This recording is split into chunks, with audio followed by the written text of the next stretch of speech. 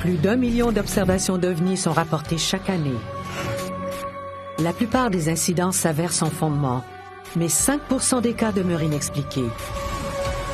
On les appelle les rencontres extraterrestres.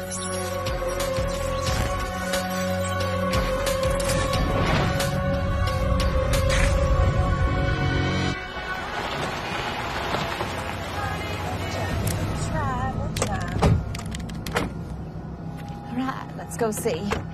Betty Cash, Vicky Landrum et Colby, son petit-fils de 7 ans, arrivent au bingo. I told you it'd be closed. Well, we'll try again next week. Come on, kiddo. Come on, let's go. Mais la chance n'est pas au rendez-vous. Hey! You all right? You all right? Yeah. Okay. Come on, let's head on home.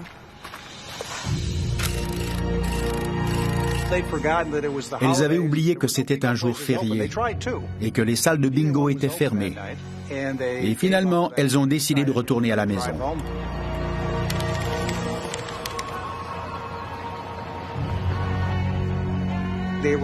Elles étaient dans le secteur de Piney Woods, au Texas, et elles roulaient sur une route de campagne dans une région plutôt isolée. Are you sure you know where you're going, hon?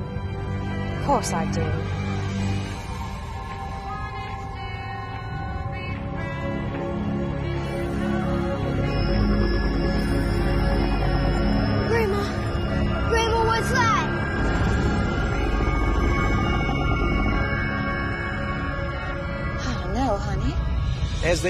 Soudainement, elles ont aperçu un objet lumineux à l'horizon, qui volait à basse altitude, au milieu des arbres. Elles n'avaient aucune idée de ce que c'était, mais elles pouvaient voir que c'était très brillant.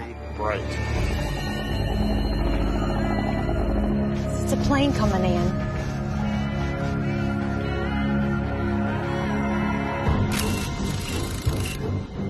Elles ont cru que c'était probablement un avion qui se dirigeait vers l'aéroport, ou encore le pilote avait voulu survoler la campagne.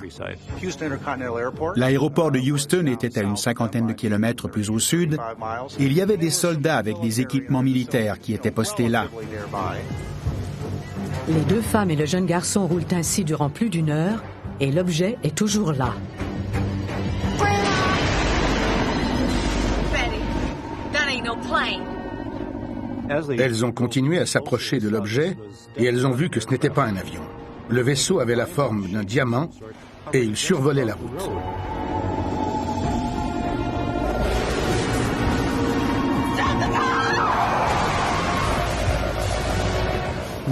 Chose troublante, des éclairs lumineux semblaient jaillir du ventre de l'objet. Elles n'étaient qu'à une 40aine de mètres de l'appareil et elles voulaient faire demi-tour. Betty, let's go. I'm trying. It won't start. Elles ont pensé que c'était peut-être l'objet qui causait des interférences dans le système électrique de leur voiture. Après avoir vu l'objet, les deux femmes ont tout de suite voulu rentrer chez elles. Mais elles étaient coincées là, sur cette petite route de campagne. Et l'OVNI demeurait devant leur voiture. Elles étaient vraiment dans le pétrin. Mais le moteur refuse toujours de démarrer et les 3 passagers sont morts de peur.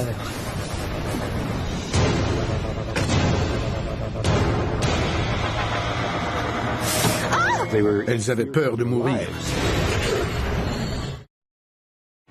Betty Cash, Vicky Landrum et son petit-fils Colby roulent sur une route sombre à la campagne lorsque soudain, un objet en forme de diamant apparaît devant eux et semble paralyser leur voiture. C'est le genre de choses qu'on voit souvent dans les cas de rencontres extraterrestres. Les gens nous racontent avoir eu des ennuis de voiture de toutes sortes, causés par des champs électriques. Les systèmes de démarrage de différents véhicules semblent être affectés par la présence des ovnis. Dans certains cas, des témoins expliquent qu'ils ont eu l'impression d'avoir été choisis par les extraterrestres pour des raisons qu'on ignore.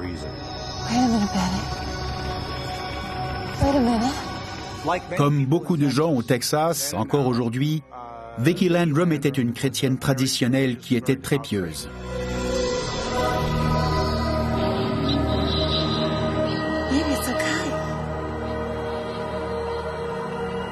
think it's safe.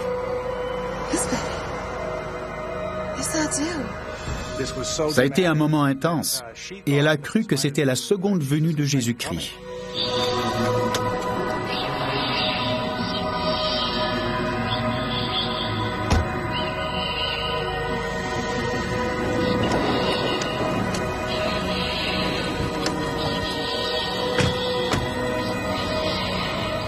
Lorsque les 3 voyageurs descendent de leur voiture, la température semble se réchauffer.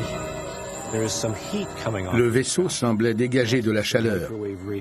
Il y avait peut-être des radiations produites par des micro-ondes qui avaient fait grimper la température dans le secteur. La température a continué à grimper, et lorsque Vicky a voulu remonter dans la voiture, la poignée de la portière était si chaude qu'elle ne pouvait y toucher. Elle était brûlante. Elle a compris que ce n'était pas Jésus. C'était autre chose, mais clairement, ce n'était pas l'œuvre de Dieu. Betty a finalement senti qu'elle devait remonter dans la voiture.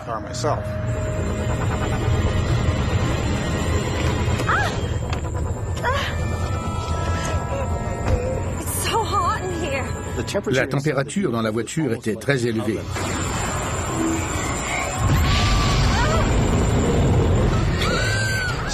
Soudainement, une flamme intense a jailli du ventre de l'objet.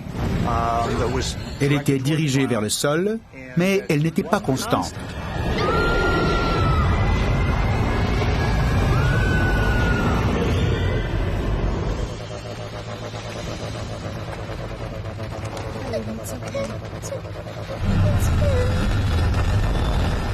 Puis le vaisseau a repris de l'altitude alors que cette flamme brûlait toujours, et il s'est lentement éloigné vers l'horizon.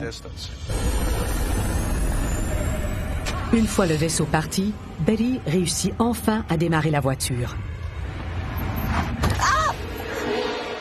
Lorsque Vicky a voulu toucher le tableau de bord, elle a senti une chaleur intense qui lui a brûlé la main. De toute évidence, le vinyle était extrêmement chaud.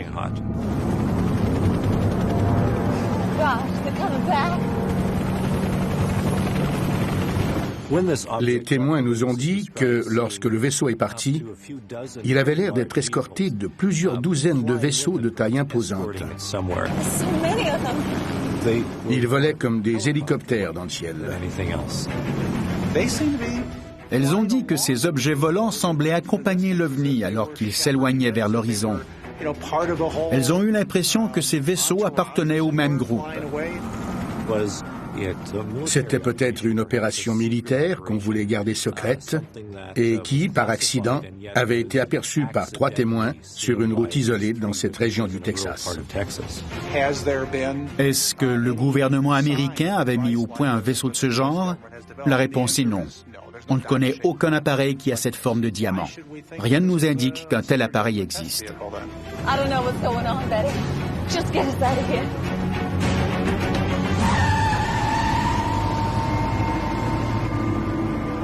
Les 3 témoins rentrent chez eux à vive allure.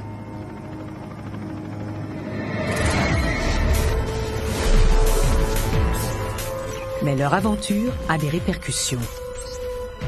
4 jours après l'incident, Betty Cash est hospitalisée pour des brûlures au second degré et des nausées, et elle perd ses cheveux.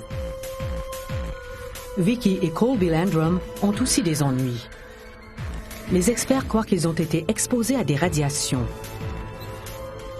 Les enquêteurs croient qu'il aurait fallu que le vinyle atteigne les 95 degrés Celsius pour que le tableau de bord fonde de cette façon. Les flammes intenses produites par le mystérieux objet ne pouvaient pas être celles d'un turboréacté ou d'une montgolfière. Les témoins ont prétendu plus tard que les petits vaisseaux étaient des hélicoptères. Mais l'armée de l'air a nié toute présence de ces appareils dans le secteur ce soir-là.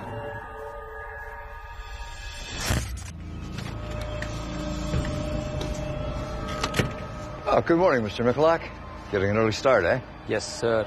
I'm hoping for some good ones today. Pike or grouse? Rocks. Rocks?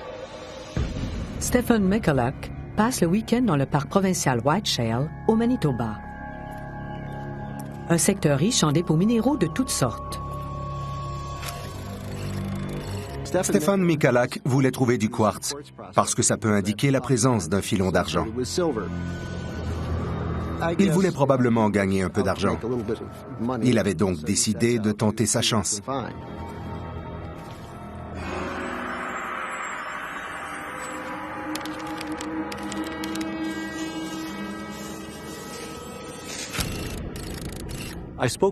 J'ai rencontré Michalak à plusieurs reprises au sujet de cet incident. Il avait été officier du renseignement pour l'armée polonaise et il avait été posté en Europe durant de nombreuses années. Il avait immigré au Canada avec sa famille et ce n'était pas le genre de type à inventer des histoires.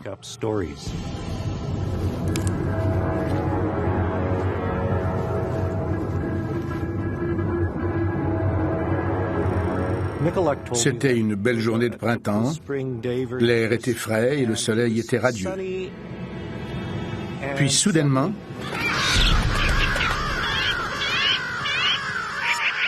les oiseaux sont devenus très agités et ils volaient dans tous les sens. Michalak a cru que c'était peut-être parce qu'il y avait un ours qui rôdait dans les parages.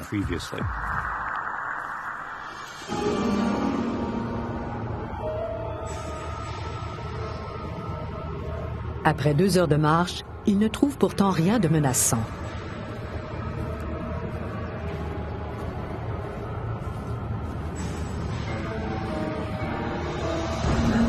Enfin, il arrive à l'endroit qui l'intéresse et il se met au travail.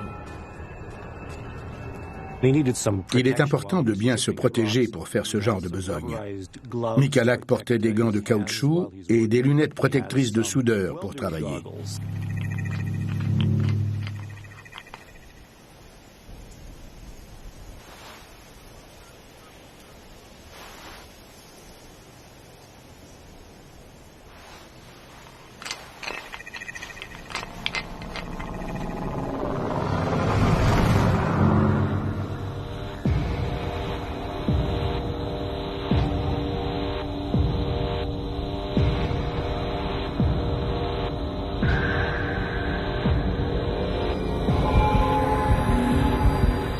Il a aperçu 2 objets en forme de disque dans le ciel au-dessus de lui. Et brusquement, un des vaisseaux est parti. Et l'autre s'est mis à descendre vers le sol.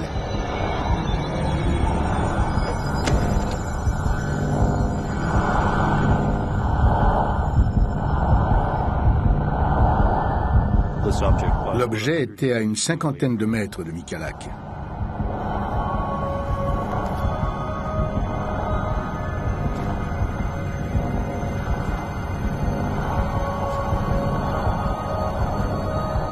Michalak a rapidement compris que c'était un phénomène inusité et il s'est approché.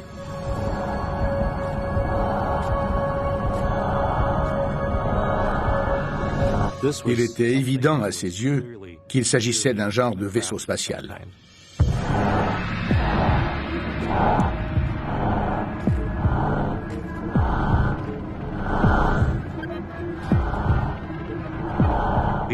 Il s'est demandé ce que ça pouvait être.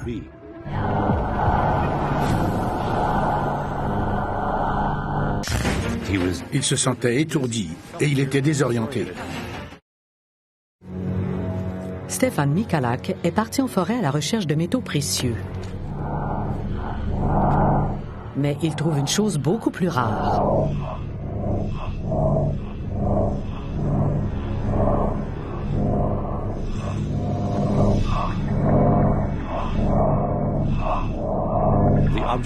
L'objet semblait faire une dizaine de mètres de diamètre.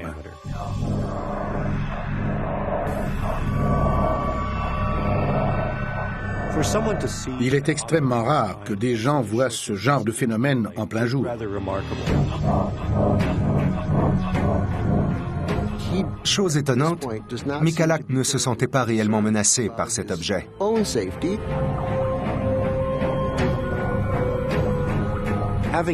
Il avait été officier du renseignement pour l'armée polonaise et il avait vu beaucoup de choses étranges dans sa vie.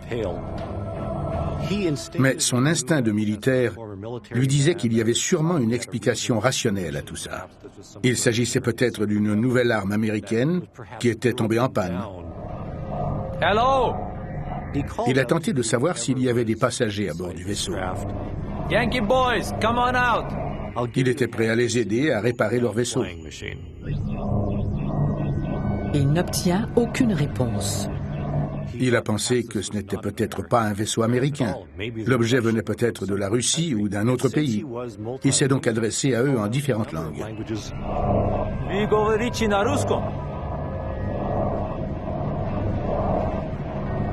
Polsko.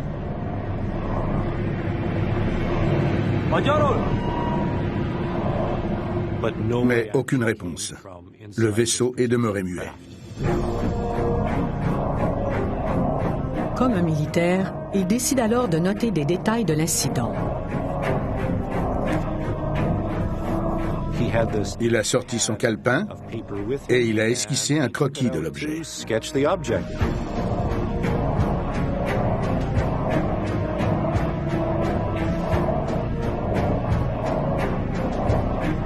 Très peu de gens auraient eu la présence d'esprit de dessiner le vaisseau. Puis tout à coup, il a vu une portière s'ouvrir. Détail étonnant, la portière s'est ouverte comme le diaphragme d'une caméra.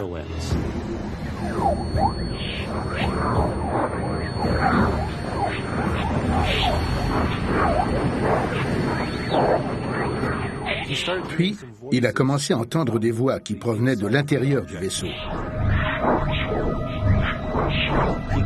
Mais il ne pouvait pas comprendre ce qu'elle disait. Ça a sûrement piqué sa curiosité.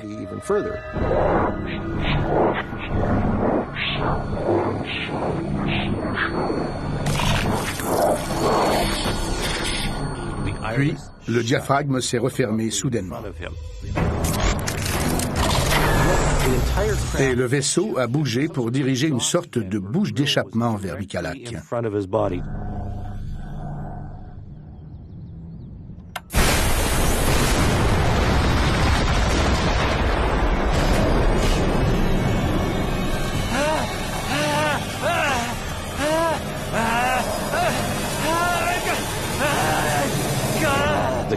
L'aiguille de sa boussole tournoyait. C'était peut-être à cause d'un champ magnétique qui provenait de l'objet qui était très près de lui.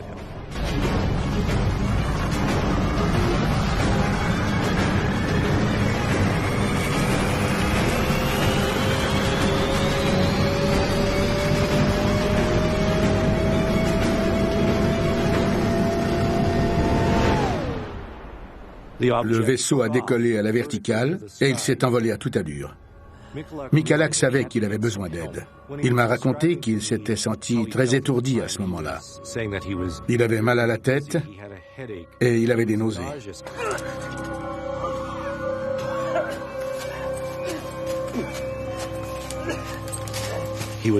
Il avait des douleurs intenses à la poitrine.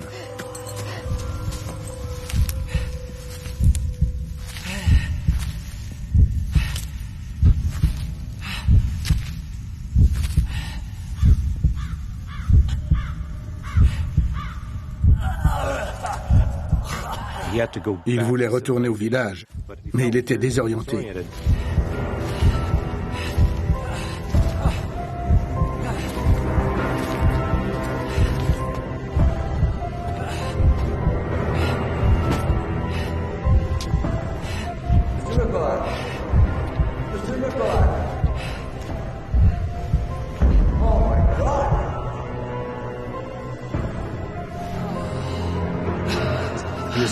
Il avait subi des brûlures au second et au troisième degré à la poitrine. Et les taches rouges avaient la même forme que la bouche d'échappement du vaisseau. À cause de tous ces indices, ça a vraiment été un des cas d'OVNI les plus intéressants qu'on ait jamais vus.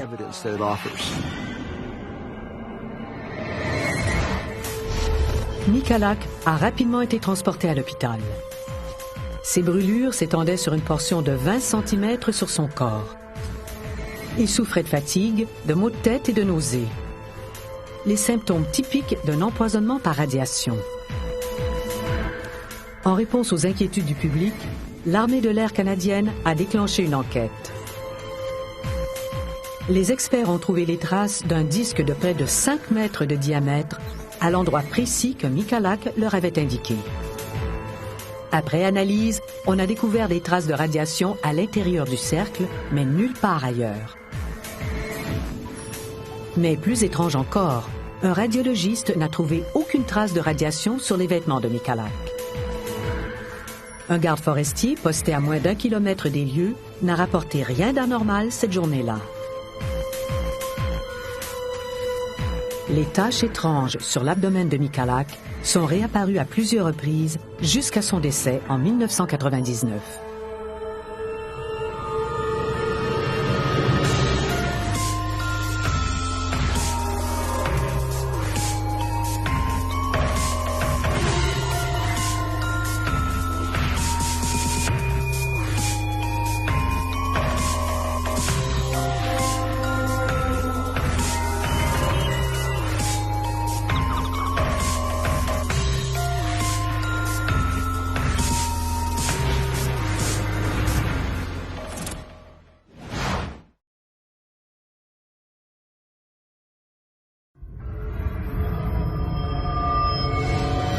Plus d'1 million d'observations d'OVNI sont rapportées chaque année.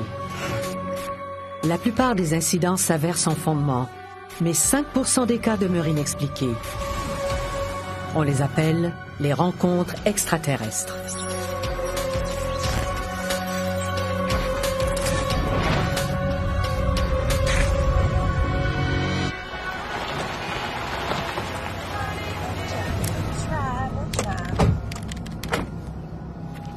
Let's go see. Betty Cash, Vicky Landrum et Colby, son petit-fils de 7 ans, arrivent au bingo. I told you it'd be closed. Well, we'll try again next week. All right, kiddo. Come on, let's go. Mais la chance n'est pas au rendez-vous. Hey! You all right? You all right? Yeah. Okay. Come on, let's head on home. Elles avaient oublié que c'était un jour férié et que les salles de bingo étaient fermées. Et finalement, elles ont décidé de retourner à la maison.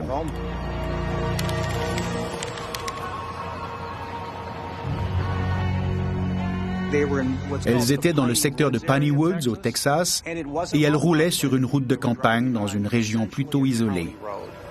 Are you sure you know where you're going, honey? Of course I do.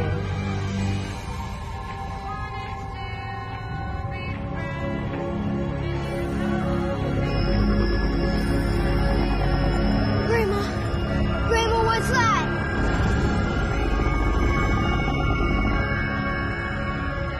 I don't know, honey.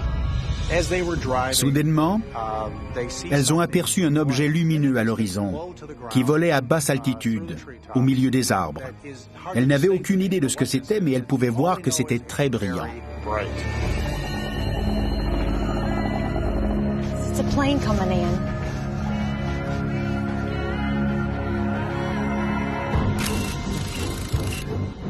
Elles ont cru que c'était probablement un avion qui se dirigeait vers l'aéroport, ou encore le pilote avait voulu survoler la campagne. L'aéroport de Houston était à une 50aine de kilomètres plus au sud. Il y avait des soldats avec des équipements militaires qui étaient postés là. Les deux femmes et le jeune garçon roulent ainsi durant plus d'1 heure et l'objet est toujours là. Betty, that ain't no plane.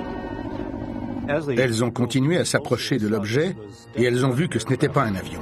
Le vaisseau avait la forme d'un diamant et il survolait la route.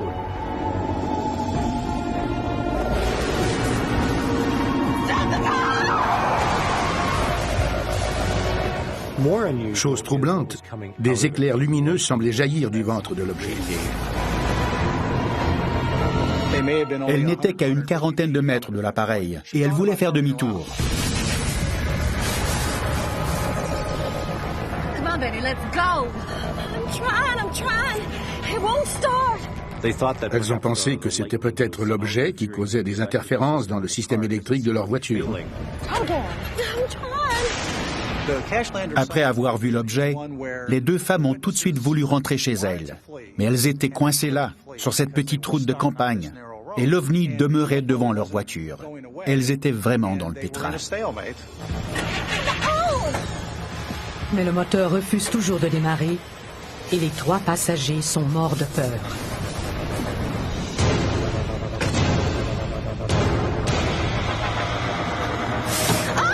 Elles avaient peur de mourir. Betty Cash, Vicki Landrum et son petit-fils Colby roulent sur une route sombre à la campagne lorsque soudain, un objet en forme de diamant apparaît devant eux et semble paralyser leur voiture. C'est le genre de choses qu'on voit souvent dans les cas de rencontres extraterrestres. Les gens nous racontent avoir eu des ennuis de voiture de toutes sortes, causés par des champs électriques. Les systèmes de démarrage de différents véhicules semblent être affectés par la présence des ovnis. Dans certains cas, des témoins expliquent qu'ils ont eu l'impression d'avoir été choisis par les extraterrestres pour des raisons qu'on ignore.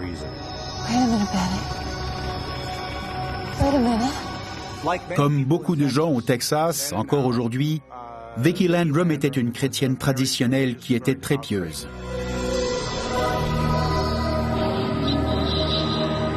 Maybe it's okay. You think it's safe? Yes, baby. Yes, I do. Ça a été un moment intense, et elle a cru que c'était la seconde venue de Jésus-Christ.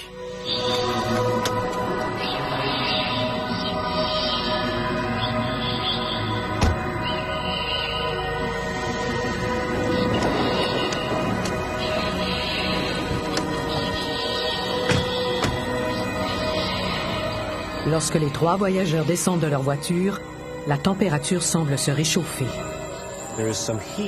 Le vaisseau semblait dégager de la chaleur. Il y avait peut-être des radiations produites par des micro-ondes qui avaient fait grimper la température dans le secteur. La température a continué à grimper. Et lorsque Vicki a voulu remonter dans la voiture, la poignée de la portière était si chaude qu'elle ne pouvait y toucher. Elle était brûlante. Elle a compris que ce n'était pas Jésus. C'était autre chose, mais clairement, ce n'était pas l'œuvre de Dieu. Betty a finalement senti qu'elle devait remonter dans la voiture.